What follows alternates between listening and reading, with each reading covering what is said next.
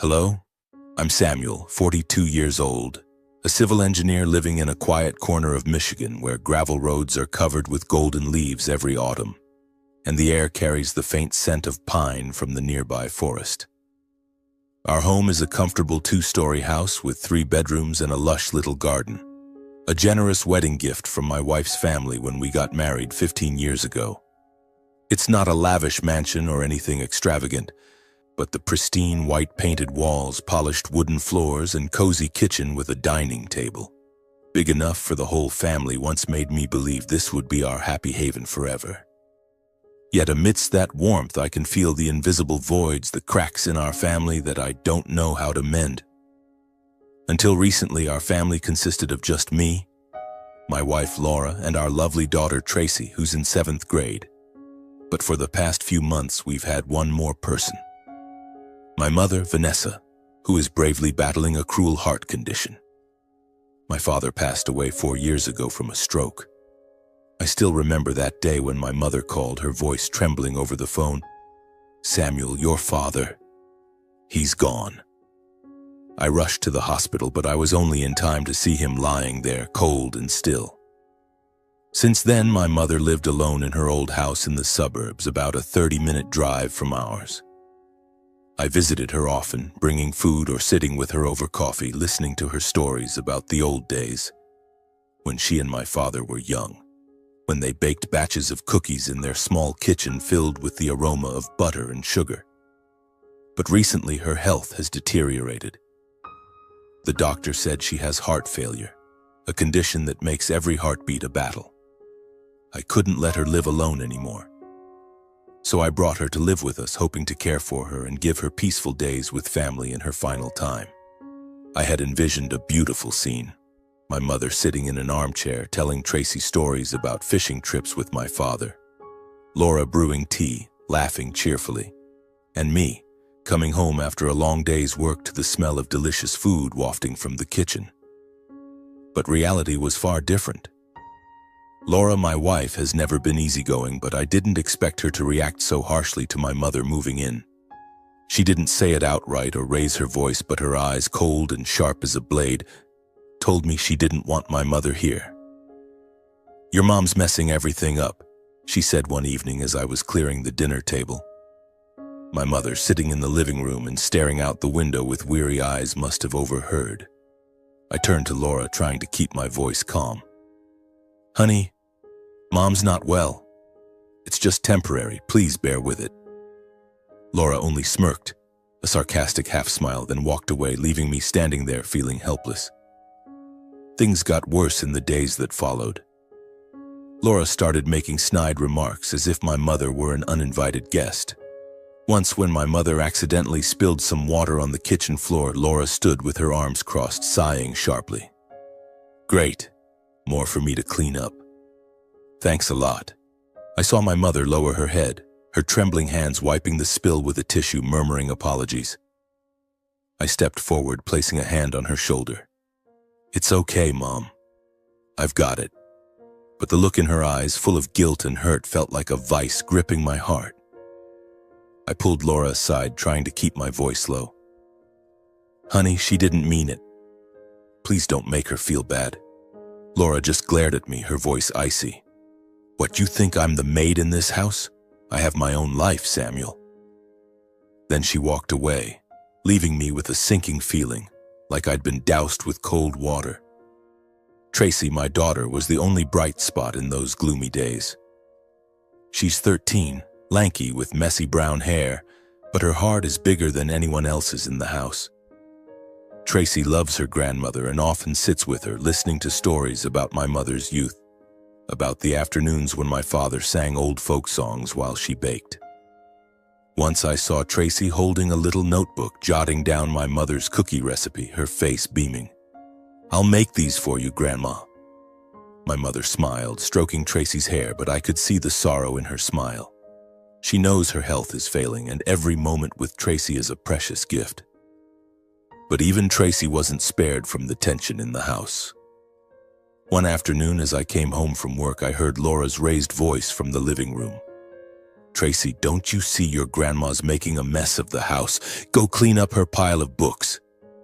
I walked in to find Tracy standing in the middle of the room, clutching a stack of my mother's old books, her eyes red and teary.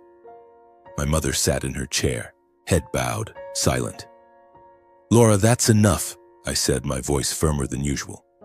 "Mom didn't do anything wrong. Stop blaming her." Laura looked at me, her eyes challenging. "Oh, so I'm the bad guy now? You always take your mom's side." Tracy, caught in the crossfire between her parents, quietly turned and carried the books to her room. I tried to keep the peace. Every night after Laura went to bed, I sat with my mother, checking if she'd taken her medication on time. I asked about her chest pains, her fatigue, trying to read something in her eyes. "Don't worry, Samuel," she said, her frail hand grasping mine. "I'm fine. Just being near you and Tracy makes me happy." But I knew she wasn't fine. Her dry coughs, the times she had to pause to catch her breath walking from the living room to the kitchen. They all reminded me her time was running out. I just wanted her to live her remaining days in peace, but Laura didn't seem to understand that. One evening, while I was fixing a lamp in the living room, Laura walked in, phone in hand, muttering about her cousin's trip to Florida. "They have a whole villa there, you know," she said, her voice dreamy. "Pool, beach parties all night. Meanwhile, I'm stuck here in this cramped house with your mom." I stopped working, looked at her, and tried to suppress the anger rising in me. "Laura, Mom's not a burden," I said, my voice trembling. "She's family. Don't you see how important that is?" She scoffed, a laugh that made me feel more distant from her than ever. "Family? You think I want to spend my life taking care of a sick old lady? I have my own life, Samuel." I didn't respond right away. I just looked at her, searching for a trace of the woman I once loved, the one who stood with me before a priest, vowing to face all hardships together. But all I saw was selfishness, raw and unmasked. I turned back to fixing the lamp, but inside a storm was brewing. I knew if I didn't do something, things would only get worse. But I wasn't ready to confront it. Not yet. The tension in the house grew thicker in the following days, like a dark cloud hanging overhead, waiting for a storm to break. Laura stopped hiding her frustration. She began ignoring my mother, not responding when asked something, or worse, replying with short, cutting remarks. Once, when my mother asked her to grab a box of medication from a high shelf, Laura just said, "In a minute," and kept scrolling on her phone. Tracy, standing nearby, quietly fetched the medication for her grandmother, her eyes full of indignation. I wanted to say something, to yell that Laura was treating my mother like an unwanted burden, but I was afraid that a big fight would shatter the little peace left in our home. My mother, despite her frail body, tried to blend into the family's rhythm. She brought an old wooden box containing yellowed photos, small keepsakes, and a notebook filled with recipes written in her soft, flowing handwriting. One quiet afternoon, she called Tracy and me into her room, placed the box on the bed, and carefully opened it. She took out each photo, telling us the stories behind them. There was one of me as a toddler, wobbling across a grassy yard, another of me and my father by a lake, holding fishing rods, grinning brightly, and one of our whole family in the little kitchen, faces smudged with flour as we baked. Tracy listened eagerly to every story, her eyes wide, giggling. But I noticed the sadness in my mother's eyes, as if she knew she didn't have much time left with us. I took her hand, forcing a smile. "Mom, this weekend we'll bake together, the whole family, okay?" She nodded, but I knew she didn't believe in that whole family vision. Laura wouldn't join. She never had. One night, as I was reviewing my work schedule, Laura came into the room, her voice unusually sweet. "Samuel, my mom invited us over for dinner this Sunday. Can you make it?" I looked at her, surprised by the sudden change. "Sure," I said, trying to sound cheerful. "Can Mom come along?" Laura paused, the smile on her face stiffening. "No. Your mom should stay home. She's not well. Why tire her out?" I wanted to argue, but Laura had already turned away, leaving me with an uneasy feeling. I began to realize that Laura wasn't just annoyed with my mother, she was trying to push her out of our lives. That night, as I lay in bed listening to my mother's dry cough from the next room, I couldn't sleep.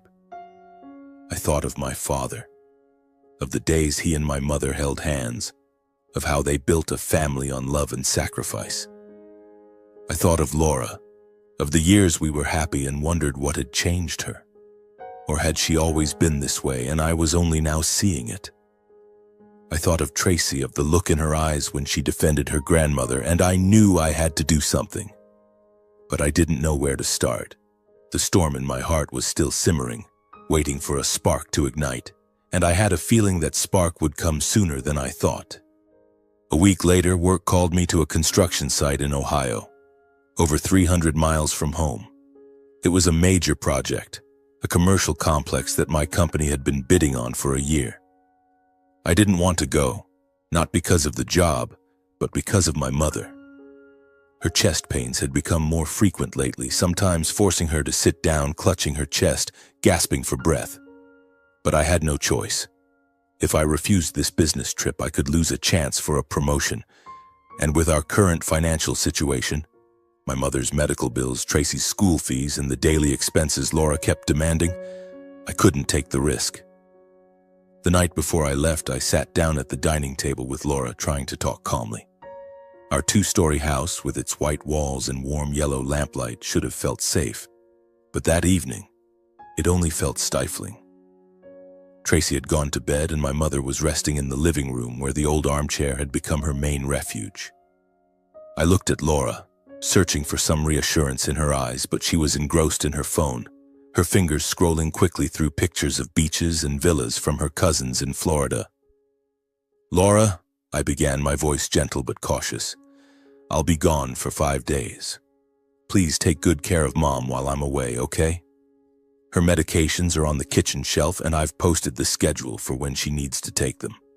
If anything seems off, call Dr. Harris right away. His number's in the notebook." I paused, waiting for a response. Laura looked up, her eyes indifferent. "Yeah, okay," she said, her tone as casual as if I'd asked her to water the plants. "I know what to do." But her apathy made my heart clench. I wanted to say more, to stress that my mother wasn't just a responsibility but family, my flesh and blood, but I was afraid that another argument would only make things worse. "Thank you," I said, though I felt no gratitude. The next morning I woke up when the sky was still misty and the small garden in front of our house was damp with dew. I went to the living room and found my mother already awake, sitting in her chair, holding an old book she'd read countless times. "I'm heading out, Mom," I said, leaning down to kiss her forehead. She smiled, but I saw the worry in her eyes. "Be careful, Samuel," she said, her voice frail. "I'm fine, don't worry." I nodded, but as I left the house, I couldn't shake a gnawing sense of unease. I looked back at Laura, standing in the kitchen doorway, holding a coffee mug, her expression blank. "Take good care of Mom, Laura," I repeated, my voice almost pleading. She just nodded, saying nothing. The business trip started with hectic days. I worked from early morning to late at night, reviewing blueprints, meeting with contractors, and resolving issues at the site. But my mind wasn't fully there. I often called home, asking Tracy about my mother, whether she was taking her medication on time, whether she was eating properly. Tracy always answered cheerfully, "Grandma's fine, Dad. Today we made cookies, but we burned a batch." She laughed, and I tried to laugh along, but I knew she was trying to reassure me. I didn't call Laura. I was afraid of hearing her voice, afraid of her lies or familiar indifference. On the 4th day, while I was eating a quick lunch at a diner near the site, my phone buzzed. Tracy's name appeared on the screen and my heart pounded. She rarely called during the day. She knew I was busy. I answered, trying to keep my voice calm. "Tracy, what's wrong?" Her voice on the other end was shaky, panicked, unlike the cheerful girl I usually heard. "Dad, Grandma. She had a heart attack. I called an ambulance and they took her to the hospital. Can you come home now?" I felt the blood in my veins turn to ice. "I'm coming, sweetheart. Where are you? Where's Mom?" Tracy sobbed, her voice breaking. "Mom's not home, Dad. She went somewhere. She left a note telling me to take care of Grandma. I don't remember what I said next. I only remember standing up abruptly, knocking over a glass of water and running to my car. A note? Where had Laura gone? I called her, but the phone rang and went to voicemail. I called again and again, but there was no answer. I called the hospital, confirming that my mother had been taken to the ER. The nurse on the line said she was being monitored but was unstable. "Are you family? You should come immediately," she said, her calm tone only heightening my fear. I cut the trip short, abandoning meetings and ignoring the annoyed looks from colleagues. I drove for over 5 hours, speeding down endless highways, my mind in chaos. My mother was in the hospital, alone except for Tracy. And Laura, my wife, whom I had begged to care for my mother, had left. The note Tracy mentioned haunted me. What was it? An explanation? An apology? Or just another proof of her selfishness? I didn't know. But with every turn of the wheels bringing me closer to Michigan, I felt the storm in my heart ready to erupt. When I reached the hospital, it was already dark. I ran to the ER, finding Tracy curled up in a chair in the hallway, her face pale, her eyes red and swollen. She hugged me the moment she saw me, sobbing, "Dad, I was so scared, Grandma." She had chest pain, then she collapsed. I didn't know what to do. I held Tracy tightly, trying to stay calm despite the tearing in my chest. "You did great, Tracy. I'm here now. Grandma will be okay." But I wasn't sure. I wasn't sure of anything anymore. Dr. Harris, who had been monitoring my mother for a long time, came out of the ER. He looked at me, his expression grave. "Samuel, your mother had an acute heart attack. We've stabilized her condition, but she needs close monitoring. Things don't look promising."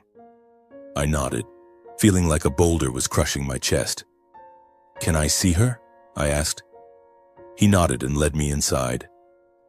My mother lay there on the hospital bed, surrounded by IV lines and machines. She looked smaller than ever, her eyes closed, her breathing faint. I took her hand, feeling her thin, cold fingers. "Mom, it's me," I whispered. "I won't leave you alone." She opened her eyes slightly, giving a weak smile. "Samuel, where's Tracy?" she asked, her voice barely a breath. "She's fine, Mom. She's outside. Rest now. I'll stay with you." When I returned to the hallway, Tracy handed me an envelope, her hands trembling. "This is what Mom left, Dad," she said. I opened the note, and Laura's words cut into my heart like a knife. "Samuel, I need some time to relax. I'm going to Florida with my mom and cousins. Tracy's old enough to take care of your mother. Don't call. I'll be back in a few days." No apology, no concern for my mother, no sign of care. Just cold, blatant selfishness, as if my mother and Tracy were mere obstacles in her life. I crumpled the note, anger surging like a wildfire. Laura hadn't just abandoned my mother, she had abandoned Tracy, our 13-year-old daughter, leaving her alone to face a crisis. I wanted to call Laura right then, to scream into the phone, to demand an explanation. But I knew that whatever she said, it couldn't erase this betrayal. Tracy looked up at me, her big brown eyes now red, shimmering with a mix of fear and a fierce determination I'd never seen in her before. She bit her lip, as if struggling to find words, then her trembling but resolute voice broke the silence of the hospital hallway. "Dad, Mom's been really mean to Grandma," Tracy said, each word like a blade carving into my heart. "She's always annoyed, always saying unkind things about her. The night you left for your trip, during dinner, Grandma was eating slowly, her hands shaking, and she dropped some rice on the table. 'Mom!' she yelled at her, saying, 'Who can stand eating like that?' Grandma just bowed her head, not saying anything, but I saw her eyes turn red. I wanted to say something, but Mom glared at me, telling me to shut up. Tracy paused, taking a deep breath, tears streaming down her cheeks. I reminded Mom that Grandma needed to take her medication on time, but she just snapped, 'Let her handle it herself, I'm not her maid.' I stood there, stunned, feeling like the hospital floor was crumbling beneath me. The image of my mother, the woman who held me as a child, taught me to tie my shoes and sang me lullabies, being yelled at for trembling and dropping a few grains of rice, crushed my heart. I looked at Tracy, my 13-year-old daughter, small but strong, trying to protect her grandmother by telling me this painful truth. "I tried, Dad," Tracy whispered, her voice choking. "I got her medication, reminded her to take it, but she's so sad. She told me she doesn't want to be a burden." The word burden cut like a sharp blade. My mother, who had sacrificed her life for me, now felt like a burden in the home I called our sanctuary. I pulled Tracy into my arms, holding her tightly, feeling her small body tremble with emotions too big for her age. "You did amazing, Tracy," I said, my voice hoarse as I fought back tears. "You're the bravest girl I know. I'm so proud of you." But inside, my anger blazed like a fire, burning away any lingering hope for Laura. She wasn't just selfish or indifferent. She had hurt my mother, who was fighting a cruel illness every day. And she had left Tracy, our daughter, alone to face fear. Laura didn't deserve to be part of this family, didn't deserve Tracy's love, and certainly didn't deserve the years I'd spent trying to save our marriage. That night, I sat by my mother's bedside, holding her hand, listening to the steady beeps of the heart monitor. Tracy curled up in a chair, asleep from exhaustion. I looked at Laura's crumpled note in my hand, feeling like a part of me had shattered. I thought about our years of marriage, the times I tried to please Laura, the times I turned a blind eye to her selfishness to keep the peace. But now, I could no longer look away. The storm in my heart had erupted, and I knew that when Laura returned, nothing would ever be the same.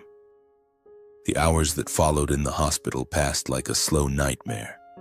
My mother woke up a few times, but she was so weak she could only manage a few words before slipping back into sleep. Dr. Harris came to check on her, his expression as grave as before. "Samuel, we're doing everything we can," he said, placing a hand on my shoulder. "But your mother's heart is very weak. You need to prepare yourself." I nodded, but inside I refused to accept it. My mother couldn't leave me. Couldn't leave Tracy, not now when everything was in such chaos. Tracy woke up around midnight, rubbing her eyes, then quietly sat beside me. "Will Grandma be okay, Dad?" she asked, her voice barely audible. I stroked her hair, forcing a smile despite the weight in my chest. "I don't know, sweetheart, but I'll do everything to make sure she gets the best care." Tracy nodded, but I could see the worry in her eyes. She didn't say anything more, just held my hand, and we sat there in the dim light of the hospital room waiting for a miracle.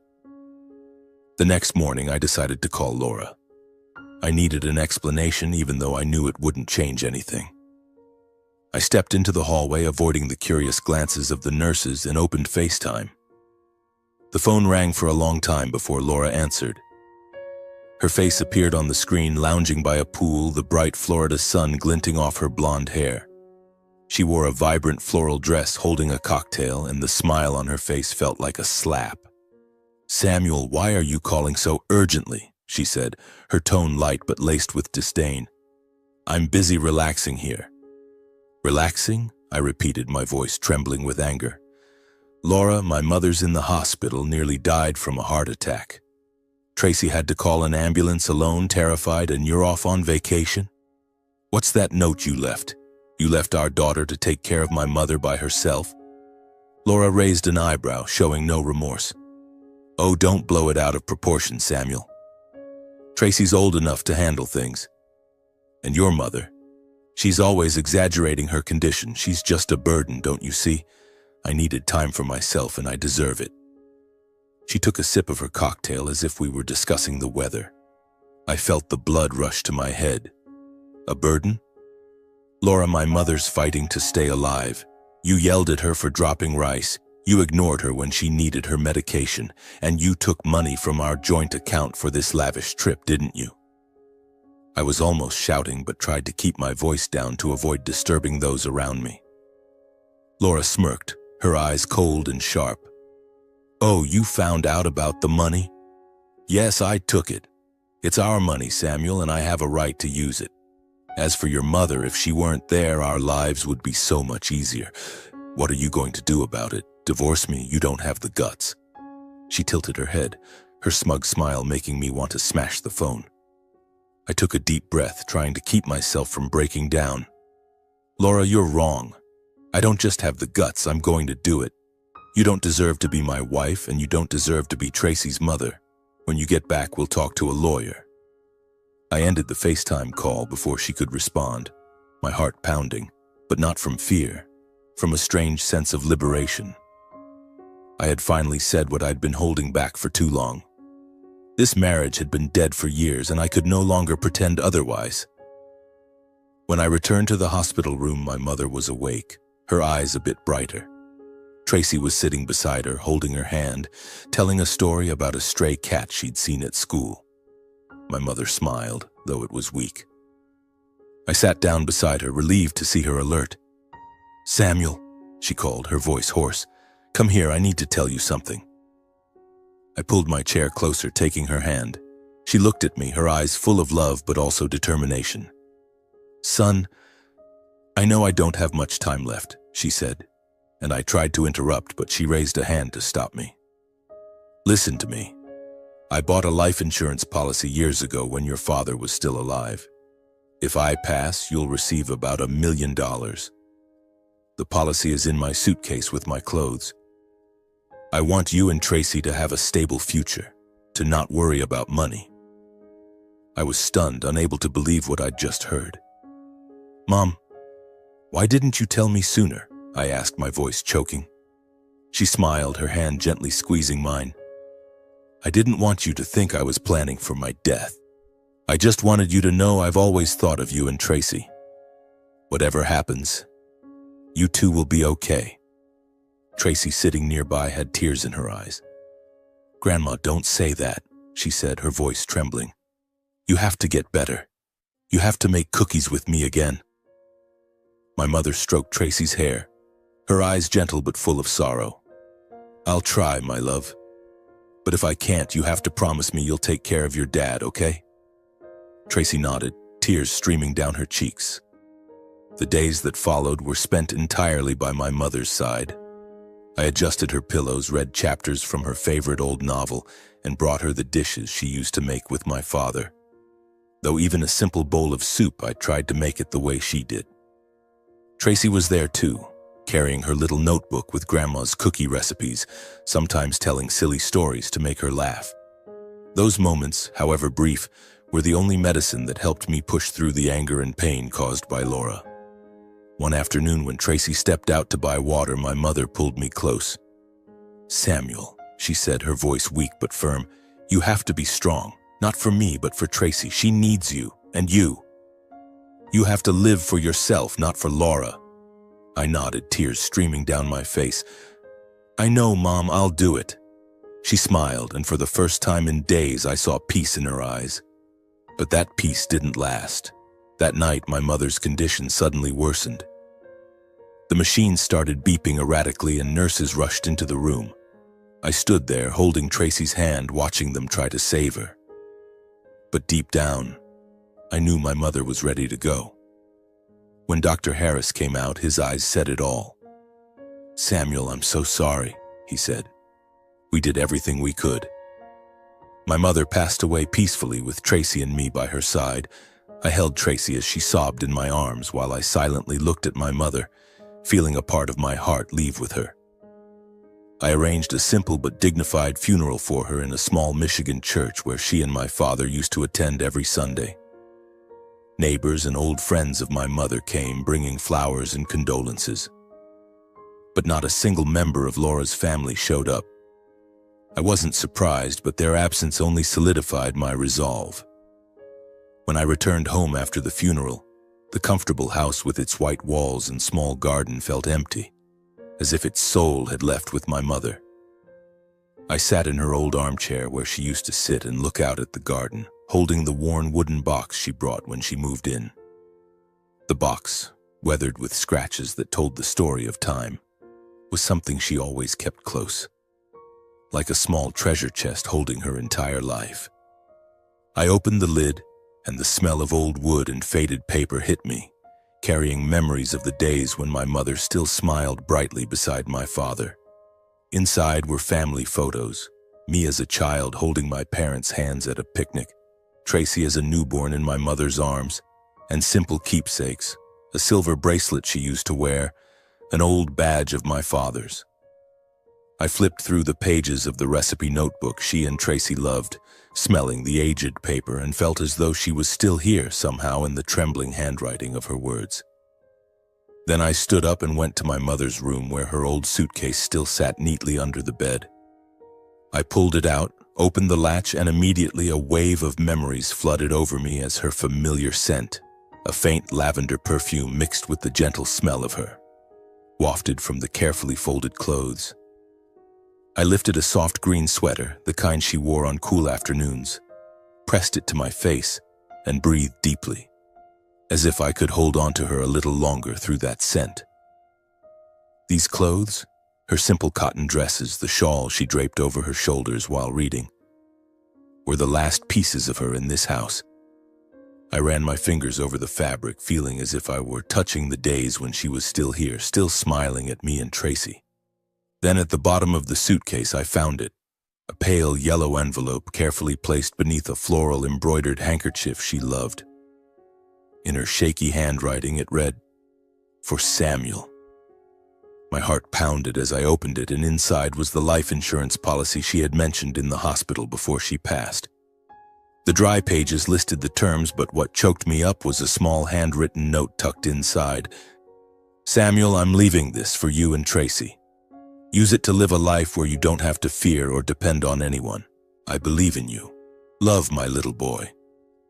My eyes blurred with tears, not because of the policy's value, but because of my mother's love, wrapped in every shaky letter, in the quiet decision she made to protect Tracy and me, even when she knew her time was short.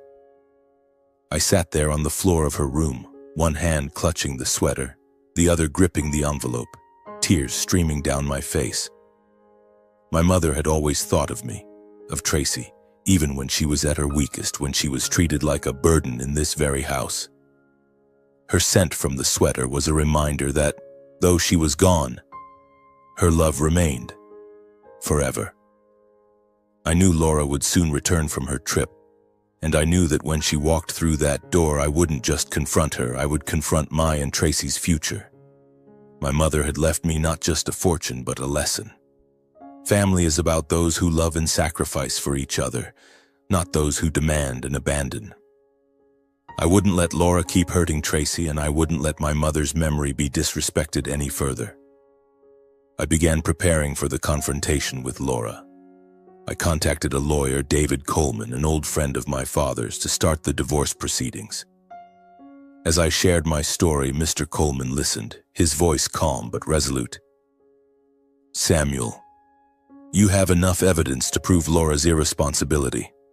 How do you want to handle the division of assets and custody?" I told him I wanted Tracy to stay with me, and I didn't want Laura to take anything that belonged to my mother, not even her memory. He nodded, jotting down notes, and promised to prepare the paperwork within a few days.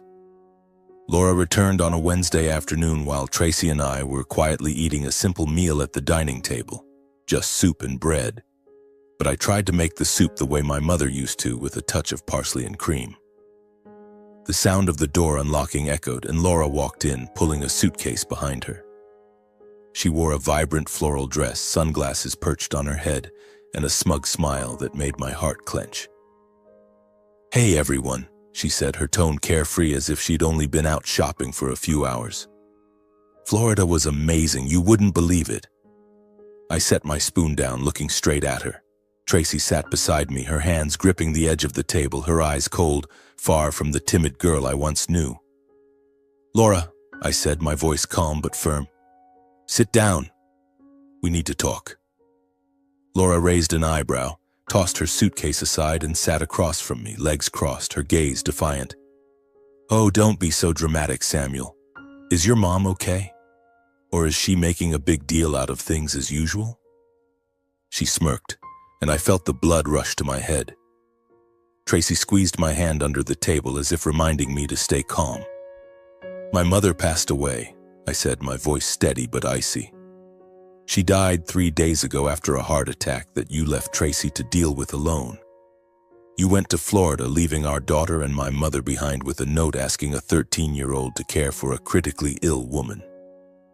You call that relaxing? Laura blinked, but there was no trace of remorse in her eyes. Oh, you're making me sound like the villain, she replied, her tone dripping with sarcasm. Samuel, I needed time for myself. You know how stressed I've been. And your mother, she was old. Sickness is normal. I couldn't stay here playing nurse forever. She shrugged, as if my mother's death was a minor inconvenience. I slid her note across the table, its cold words now like an indictment. You wrote this, Laura. You abandoned Tracy, abandoned my mother, and you withdrew money from our joint account to fund your lavish trip. Did you think I'd forgive that? Laura glanced at the note, then laughed, a sharp, cutting sound. So what are you going to do, Samuel? Divorce me? You don't have the money to fight me. My family will hire the best lawyers, and you'll lose everything, even Tracy. She leaned forward, her eyes challenging. You're just an ordinary engineer. You think you can beat me? I took a deep breath, trying to suppress my anger to avoid shouting. Laura, you're wrong. I'm not just divorcing you. I'll make sure you pay for what you've done. I have this note, the recording of our FaceTime call, and Tracy's testimony about how you treated my mother. You yelled at her for dropping rice, ignored her when she needed her medication, and left our daughter alone in a hospital. You don't deserve to be Tracy's mother, and you're no longer my family. Laura opened her mouth to respond, but Tracy suddenly stood up, her hands clenched, her voice trembling but resolute. Mom, you're wrong, Tracy said, her eyes locked on Laura. Grandma wasn't a burden. She loved me, loved Dad, and she always thought of us. She left us $1 million from her life insurance. You don't get anything because she knew you didn't deserve it. Tracy paused, tears streaming down her cheeks, but she didn't look away. You left me alone when Grandma needed me most. I won't forgive you. Laura froze, her face paling, her smug smile vanishing. $1 million? She repeated, her voice faltering. No, that's impossible. That old woman didn't have any money. She looked at me, her eyes frantic. Samuel, you're making this up, right? Your family was dirt poor. How could she have that kind of money? I stood up, took the yellow envelope from my mother's wooden box and placed it on the table in front of Laura. This is the insurance policy. My mother bought it years ago because she knew you couldn't be trusted. She wanted Tracy and me to have a secure future, free from your manipulation. You can check it. It's legal, and you have no claim to it. Laura opened the envelope, flipping through the pages, her eyes shifting from doubt to panic. Then, as if realizing she'd lost everything, she changed her tone. She stood up, stepped closer to me, her voice suddenly soft, almost pleading. Samuel, you can't do this. I was wrong. I'm sorry. I'll change. I promise. We're a family. You can't just leave me like this. Give me a chance. She reached for my hand, but I pulled back, feeling as if I'd touched something cold and foreign. Laura, I said, my voice resolute. You had your chance. You chose to abandon my mother when she needed you most. You chose to abandon Tracy, our daughter. Now I'm choosing to protect her and my mother's memory. I've already contacted a lawyer. We're getting divorced. Laura stepped back, her face contorting, the last traces of arrogance fading in that brief moment. Then, as if reclaiming her smugness, she sneered, her eyes cold. Then get out. You and Tracy. Get out of here right now. She pointed at the door, her voice rising to a furious scream. You think you can threaten me with a lawyer? You won't get away with this, and you, she turned to Tracy, you'll regret turning your back on your mother. Tracy stood tall, her hands clenched, her eyes unwavering. I don't need you, she said, her voice quiet but firm like a declaration. I have Dad, and I have Grandma in my heart. Laura froze, her face paling further, but she said nothing more. She turned, dragged her suitcase into the master bedroom, and left Tracy and me standing in the living room, in the house that was once our home. But we were ready. In the days following my mother's funeral, Tracy and I had quietly packed our belongings. Things that truly belonged to us, things that carried my mother's memory. The old wooden box with family photos, the recipe notebook, and the suitcase filled with clothes still scented with her lavender perfume were neatly packed in the car. I looked at Tracy, seeing the resilience in her eyes, and I knew we no longer belonged here. "Let's go, sweetheart," I said, placing a hand on her shoulder. She nodded, clutching my mother's soft green sweater like a talisman. We drove to my mother's old house in the suburbs, a 30-minute drive away, where I grew up amid afternoons filled with laughter and the smell of fresh-baked cookies. The small house, with its faded tile roof and rickety wooden fence, wasn't as grand as Laura's. When I opened the door, a wave of musty air and dust hit me. Months of neglect had left the house forgotten. Cobwebs clung to corners, dust coated the furniture, and the smell of damp wood from the old floors tugged at my heart. But this was my mother's place, where she lived, loved, and I was determined to bring it back to life for Tracy and me. Tracy stepped inside, clutching my mother's green sweater, and placed it on the familiar armchair, now covered in a thin layer of dust. She looked around, her brown eyes sparkling but tinged with sadness. "Dad, Grandma would be happy to see us here, right?" she asked, her voice small but hopeful. I nodded, tears streaming down my face. "Yes, sweetheart, she'd be thrilled. And we'll make this house as beautiful as she did." I hugged Tracy, feeling her small body no longer trembling with fear but with a deep sense of release, a new beginning. We started cleaning that afternoon. I opened the windows wide, letting the autumn sunlight stream in, chasing away the musty smell. Tracy grabbed a broom, sweeping dust from the floor, humming a song my mother used to sing to her. I wiped down the dining table where my mother once sat writing her cookie recipes, feeling the wood as if it carried her memory. We found a few of her old things in a cupboard. A ceramic vase she loved, a silver picture frame with a photo of our family from when I was young. Each item was a reminder that though she was gone, her love lingered in every corner of this house. As the sunset fell, Tracy and I began fixing small details.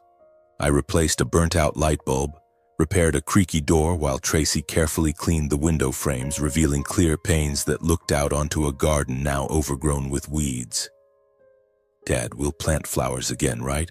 she asked, still holding her rag, her eyes bright with the idea. "Yes," I replied, smiling. "We'll plant lavender like Mom loved."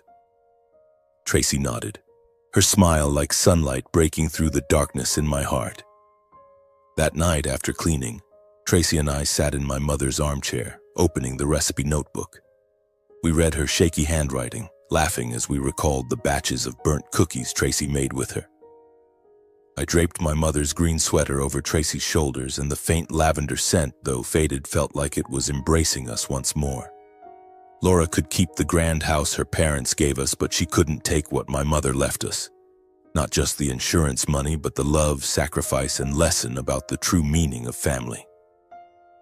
This house, though old and dusty, would be where Tracy and I rebuilt our lives, step by step, guided by my mother's memory. 3 months later, I finalized the divorce with Laura. I gained custody of Tracy while Laura kept the house. That was exactly what I had planned. After the divorce, I used a portion of the $1 million from the insurance to renovate my mother's old house, not to turn it into something lavish, but to make it a true home. I replaced the roof tiles to stop the leaks during rain, installed a new heating system to keep the winters warm, and turned my mother's small room into a little library where Tracy and I placed her favorite books and the wooden box filled with memories. I painted Tracy's room a soft green, her grandmother's favorite color, and hung a large photo of my mother taken when she was young, standing beside my father, smiling radiantly under a sunset. A significant portion of the money went into a college fund for Tracy. I wanted her to have the chance to pursue her dreams, whether that meant becoming a doctor, an artist, or anything else she chose.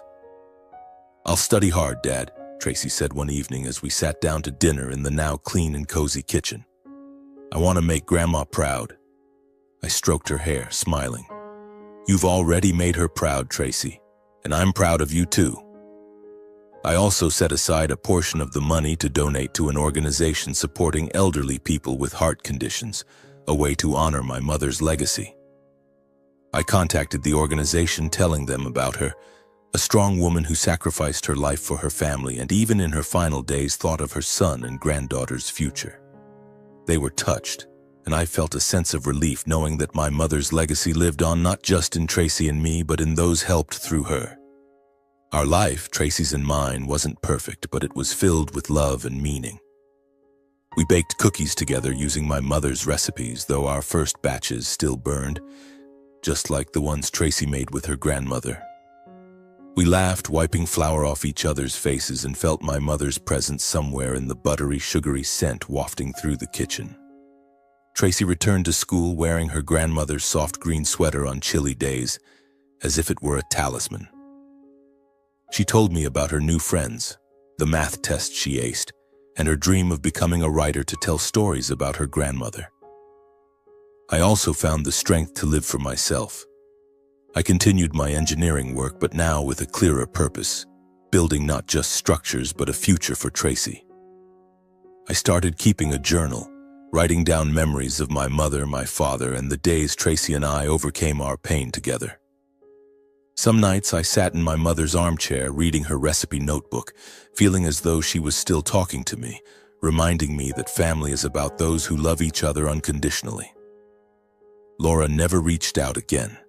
Neither did I. One spring morning, as the lavender in the garden began to bloom, Tracy and I stood outside watching the purple flowers sway in the breeze. Tracy held my hand, her eyes shining like the sunlight. "Dad, I think Grandma's watching us," she said. I smiled, breathing in the faint lavender scent like an embrace from my mother. "I think so too, sweetheart," I replied, and we stood there under the gentle sunlight, knowing that no matter how tough things got, we would always have each other, and my mother forever in our hearts.